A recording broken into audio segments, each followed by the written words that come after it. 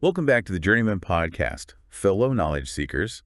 We're back with episode 39, and today we're taking a deep dive into a topic that has the potential to revolutionize how we think about weight loss and energy. Oh, wow. If you're ready to upgrade your metabolic health and maybe even sharpen your mind along the way, hit that like button and subscribe to the channel so you don't miss out on future deep dives. Right. We're going beyond those tired old ideas of calories in, calories out, and exploring the fascinating world of ketosis insulin and what it really takes to unlock your body's fat-burning potential. It's a topic that challenges conventional wisdom and has sparked a lot of debate in the health and wellness world. Exactly. And to guide us through this complex landscape, we're turning to the insights of Dr. Benjamin Bikman, Oh, yeah. a leading researcher in the field of insulin and metabolism. He recently sat down for a fascinating interview on the Diary of a CEO YouTube channel, and we've got the link to the full interview in the description. Okay.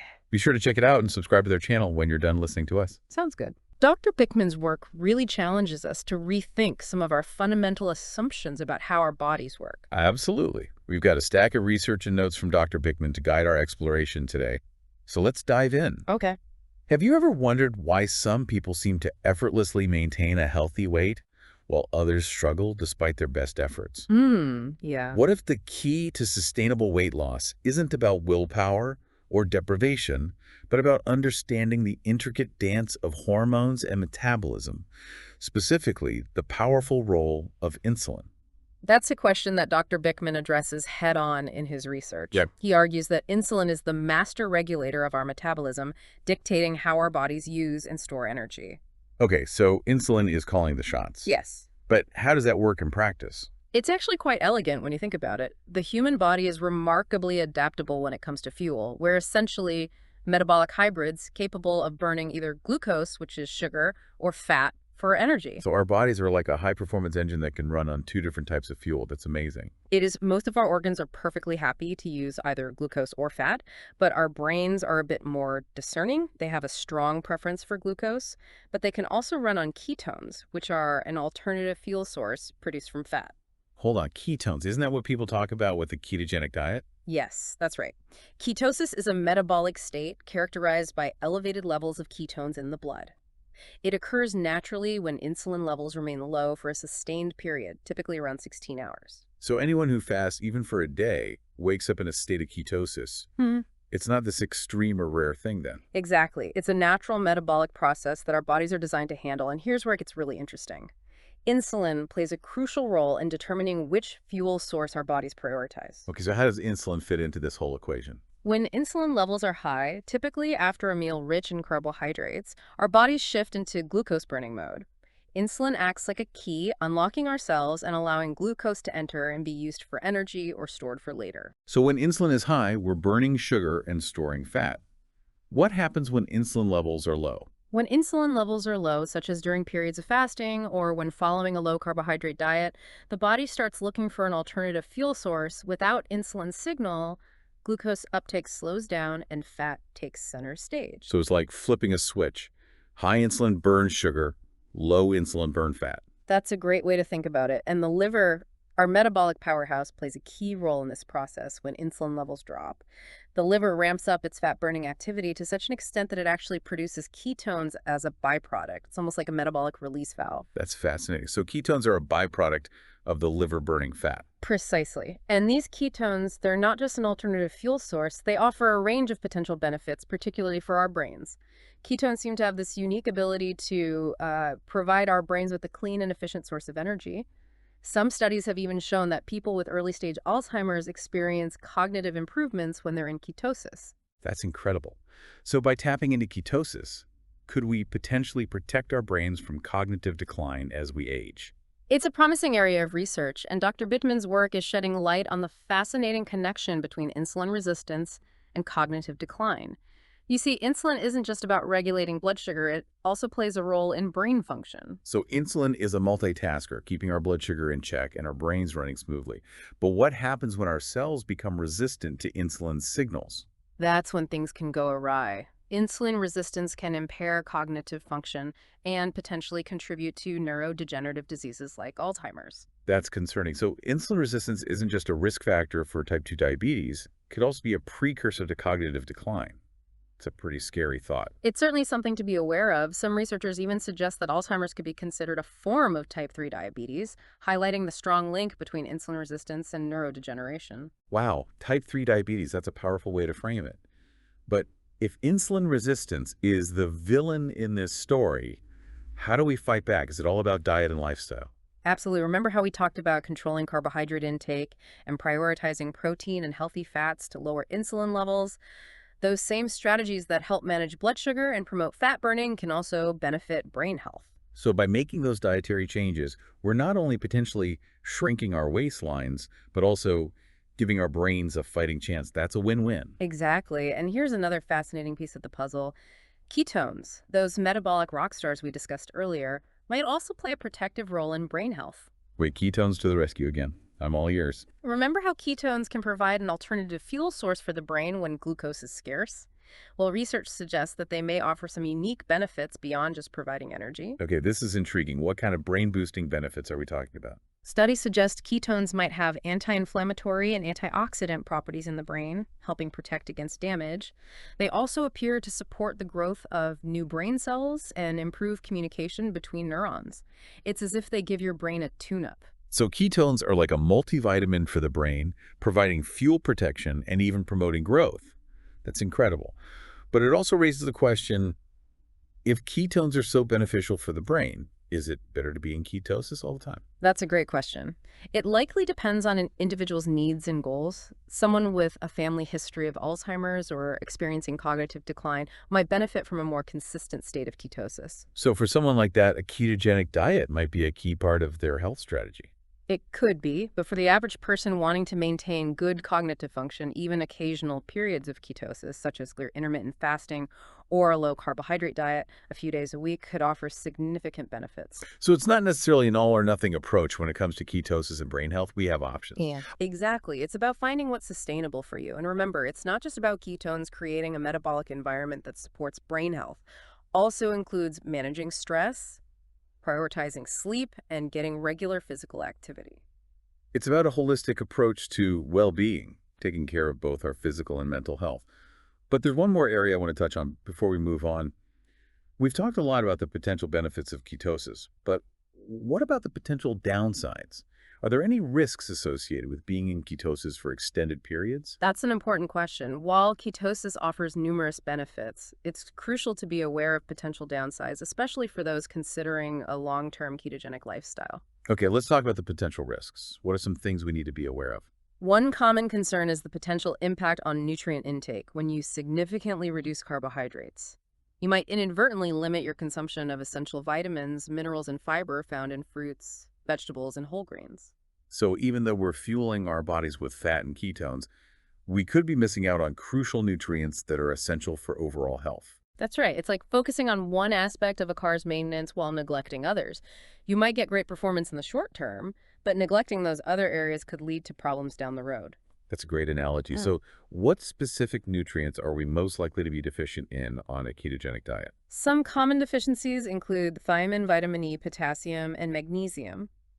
These nutrients play important roles in energy production, nerve function, muscle health, and electrolyte balance. So without enough of those, we might experience fatigue, muscle cramps, digestive issues, or even more serious health problems. That's definitely something to pay attention to. Absolutely. Being mindful of nutrient intake on a ketogenic diet and considering a high-quality multivitamin and mineral complex to address potential deficiencies is wise. It sounds like being proactive and addressing potential nutrient gaps is key to a successful ketogenic journey. But are there any other potential downsides to prolonged ketosis that we should be aware of? Yes, there are a couple more. One is the potential impact on thyroid function. The thyroid plays a crucial role in regulating metabolism, energy production, and body temperature. So if our thyroid function is out of whack, our whole system could be thrown off balance. Exactly. And some research suggests that prolonged ketosis might suppress thyroid hormone production, leading to fatigue, weight gain, and difficulty regulating body temperature. Those are not the results we're looking Right. for. So how can we tell if our thyroid is being affected by a ketogenic diet? It's always a good idea to get regular blood work to monitor thyroid hormone levels, especially if you're experiencing symptoms of hypothyroidism, like fatigue, weight gain, or feeling cold. Getting those regular checkups is crucial, especially when making significant dietary changes. But let's shift gears a bit and talk about the social aspect of a ketogenic lifestyle. We briefly touched on this earlier, but I'd love to dive a little deeper. How can we navigate those dinner parties, happy hours, and holiday gatherings without feeling like we're missing out or being a burden? Ah, yes. It's the social dilemma many people on a ketogenic diet face in a world where food often plays a central role in social events. Adhering to strict keto guidelines can be challenging. It requires careful planning, label reading, and sometimes even politely declining tempting treats. So it's not just about willpower, it's about navigating a social landscape that's often at odds with our dietary choices. Precisely. And this can lead to feelings of isolation, frustration, or even guilt, especially if others don't understand or support our choices. That's understandable. Yeah. So how do we strike that balance between sticking to our ketogenic goals and still enjoying our social lives? Communication is key. Let your host know about your dietary preferences and offer to bring a keto-friendly dish to share that way. You'll have something delicious to enjoy and help others understand your choices. I love that it's about taking ownership of your health without making others uncomfortable. But what about those times when bringing a dish isn't an option? Say when you're going out to dinner with friends or attending a work event. That's where getting comfortable with reading menus and making keto-friendly substitutions comes in. Most restaurants are happy to accommodate dietary requests, and with a little creativity, you can usually find something delicious and keto-friendly to enjoy. It sounds like a combination of planning, communication, and flexibility is key to navigating those social situations. Exactly. And remember, it's not about perfection. It's about finding what works for you and enjoying the journey. That's such an important reminder. Now, I know there's a lot of interest in the practical side of ketogenic eating. Do you have any tips for making the transition easier and more enjoyable? Absolutely. One of the best tips I can offer is to embrace the power of meal prepping. Dedicate a few hours each week to preparing keto-friendly meals and snacks that you can grab and go throughout the week. Meal prepping is such a game changer. It takes the guesswork out of what to eat and helps you stay on track even when you're short on time. What are some of your favorite keto meal prep ideas? Roasted vegetables, hard-boiled eggs, and chia seed pudding are always great options. A big batch of keto chili is perfect for those colder months. And for snacks, nuts, seeds, full-fat yogurt with berries, or celery sticks with almond butter are excellent choices. Those sound delicious and easy to prepare. But what about those times when you're craving something a little more indulgent? Are there any keto-friendly desserts out there? Absolutely. There's a whole world of keto-friendly desserts waiting to be discovered. Chocolate, avocado mousse, almond flour cookies, and even keto cheesecake are all possibilities. You don't have to sacrifice satisfaction when you're eating keto. That's fantastic. It sounds like keto eating is anything but boring. But before we wrap up this part of our deep dive, I want to circle back to something we mentioned earlier, artificial sweeteners. Many people turn to diet sodas and other artificially sweetened products to satisfy their sweet tooth while keeping their carb intake low. But I know there's some debate about the health effects of these sweeteners. What are your thoughts on artificial sweeteners and their place in a ketogenic lifestyle? That's a great question. Artificial sweeteners can be a bit of a controversial topic. While they offer the allure of sweetness without the calories or blood sugar spikes of sugar, the research on their long-term health effects is mixed. So there's no clear consensus on whether artificial sweeteners are good or bad. Not exactly. Some studies suggest that artificial sweeteners might have negative impacts on gut health, appetite regulation, and even insulin sensitivity. Wait, so even though they don't directly raise blood sugar, they could still be messing with our metabolism. That's what some research indicates, though more studies are needed to confirm these findings. It seems that artificial sweeteners might disrupt the delicate balance of our gut microbiome, which can have a ripple effect on various aspects of our health, including insulin signaling. That's pretty mind-blowing. So even though they were marketed as a healthier alternative to sugar, artificial sweeteners might not be the guilt-free solution we once thought they were. It's a complex issue, and it's important to approach it with a nuanced perspective if you're struggling with sugar addiction or have a metabolic condition like type 2 diabetes. Artificial sweeteners can be a helpful tool for reducing sugar intake in the short term. However, it's wise to be mindful of their potential long-term consequences and to strive for a diet that's as whole and unprocessed as possible. So it's about finding that balance, using artificial sweeteners strategically, while also focusing on nourishing our bodies with real whole foods. Exactly. It's about making informed choices that align with your individual health goals. Remember, the goal isn't just to avoid sugar, but to cultivate a sustainable way of eating that nourishes your body and mind for the long haul. That's a great way to put it. This has been a truly fascinating exploration of the world of ketosis and insulin. But before we wrap things up, I want to circle back to one last question. What's the connection between ketosis and exercise? Does being in ketosis affect athletic performance? That's a question many people have, especially those who are active and enjoy pushing their physical limits. And as it turns out, there are some intriguing connections between ketosis and exercise performance. Okay, I'm all ears. Tell me more about the relationship between ketones and our muscles. Well, it's important to remember that our muscles, much like our other organs, are remarkably adaptable when it comes to fuel. They can utilize both glucose and fat for energy. However, they have a particular affinity for glucose, especially during high-intensity activities. So when we're sprinting or lifting heavy weights, our muscles crave that quick burst of energy that glucose provides.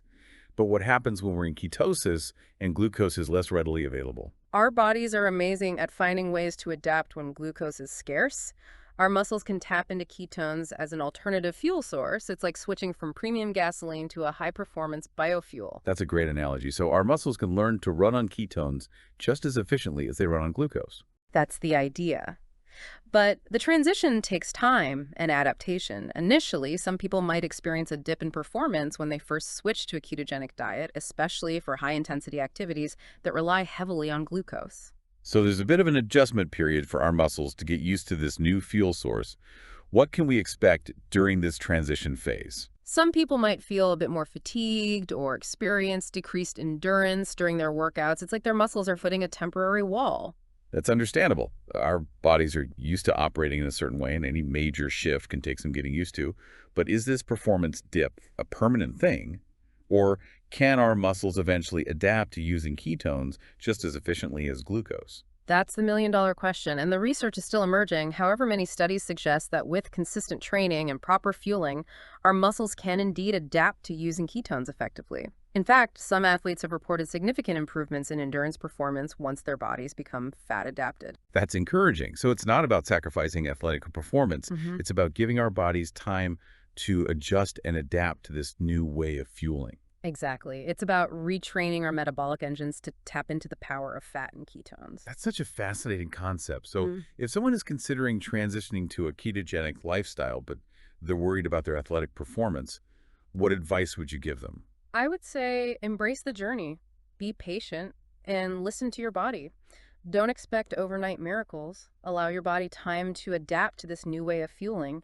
Start slowly, gradually reducing your carbohydrate intake while increasing your fat intake, and make sure you're getting adequate electrolytes, especially sodium, potassium, and magnesium, which can be depleted during the initial stages of ketosis. Those are great tips. It sounds like patience and consistency are key to unlocking the athletic potential of ketosis. Absolutely. And remember, every individual is different. What works for one person might not work for another. So experimenting and finding what feels best for your body and your fitness goals is essential. That's such an important reminder. We're all unique, and our bodies respond to dietary changes in different ways. This has been an incredibly insightful conversation. I feel like I've gained a whole new understanding of insulin ketones and the complex interplay between diet metabolism and even exercise. I'm glad to hear that it's a fascinating area of research, and there's still so much to learn. But I think the key takeaway is that we have more control over our metabolic health than we might realize. By understanding the power of insulin and the potential of ketones, we can make informed choices that support our overall well-being. That's a powerful message. But I think it's time we take a quick break and come back for the final part of our deep dive. We'll be exploring some practical tips for implementing a ketogenic lifestyle, including delicious recipes, meal planning strategies, and tips for navigating social situations without feeling deprived. Stay tuned, folks. We'll be right back. Welcome back to the Journeyman Podcast for the final part of our deep dive into the world of ketosis and insulin. I'm excited to explore the practical side of things. Let's get into some actionable strategies for those intrigued by this way of eating. If this deep dive has sparked your curiosity, we'll give you the tools to explore it further. Perfect, because as they say, knowledge is power, but applying that knowledge can truly transform our lives. Where do we begin? The foundation of any ketogenic diet is understanding what to eat and what to avoid. Think of it as a culinary adventure centered around healthy fats, moderate protein, and very low carbohydrates. A culinary adventure. I love that it makes this way of eating seem exciting rather than restrictive. So what are the superstars of the ketogenic plate? Your plate should be a tapestry of vibrant colors and flavors load up on avocados, nuts, seeds, Olive oil fatty fish like salmon and mackerel, grass-fed meats, and full-fat dairy. Those sound delicious and satisfying. What about protein? How do we strike the right balance? Aim for about 0.8 to 1 gram of protein per kilogram of body weight. Include lean meats, poultry, fish, eggs, and full-fat dairy in your meals. And remember, quality matters. Opt for grass-fed, pasture-raised, and organic options whenever possible. Great advice. But I know what everyone's really wondering. What about those sneaky carbs? What are the biggest offenders that can sabotage our ketogenic efforts? Ah, yes, the carb culprits. These are the foods that will quickly kick you out of ketosis and send your insulin levels soaring. Sugary drinks, processed foods, breads, pasta, rice, and most fruits are off the menu. So it's a pretty big shift from the typical Western diet. It is, but it's entirely doable with a bit of planning and a dash of creativity, and the potential benefits to your health and well-being are certainly worth considering. Speaking of planning, I know that meal prepping can feel overwhelming, especially when transitioning to a new way of eating. Any tips to make the process easier and, dare I say, enjoyable? Absolutely. Embrace the power of batch cooking. Spend a few hours each week prepping keto-friendly meals and snacks that you can grab and go. Think roasted vegetables, hard-boiled eggs, chia seed pudding, or a big batch of keto chili. Meal prepping is a lifesaver. It takes the guesswork out of what to eat, especially during a busy week. What about keto-friendly snacks? What are some go-to options? Nuts and seeds are always a great choice. Full-fat yogurt with a few berries, celery sticks with almond butter, or even a handful of olives can hit the spot. And if you're craving something sweet, there's a whole world of keto-friendly dessert recipes out there.